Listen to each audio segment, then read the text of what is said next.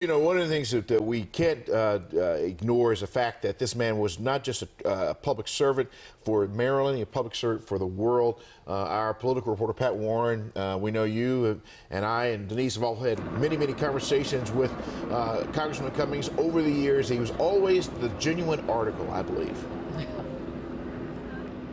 Always very sincere. Always you knew he meant what he said and that what he was saying was, in his words and in his view, the truth. There is not enough that you can say about Elijah Cummings' contribution to the community of Baltimore and the state of Maryland, and in the political world, also considered family.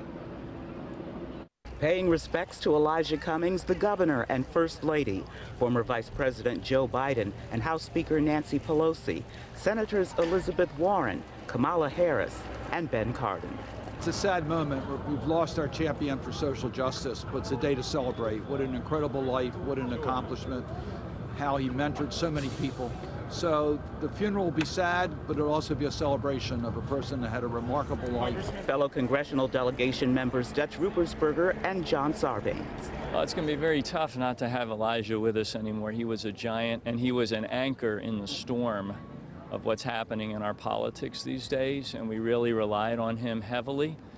But I like to think that he left us with the power we need to continue the fight. He's created a great foundation to help people, to make a difference, to fight for democracy in our Constitution.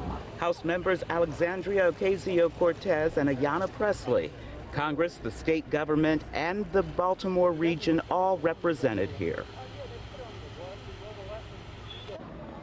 Congressman Elijah Cummings was always a unifying force, and that's true this day as well. Back to you.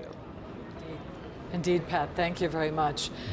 At one point, his brother, I know you were watching, Pat, as well, his brother got up and talked and mentioned the fact that his brother's son had been murdered. Yes. And I remember interviewing Congressman Cummings right after that happened. We were doing a story on gun violence, and he wept openly. Right. Not shy about it, the camera running.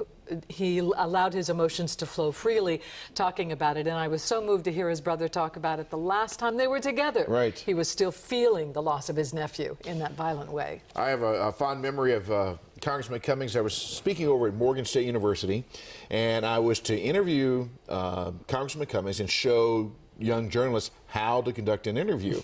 And one of the things I told him, I said, well, let's do this. When we get out there, I'm going to ask you questions. You just act like you don't want to talk. Just, ignore my questions. He played along for a while, but then I'd ask a couple of poignant questions, and he dove in. But even before that, we were in a conference room, and I said, we were talking about food.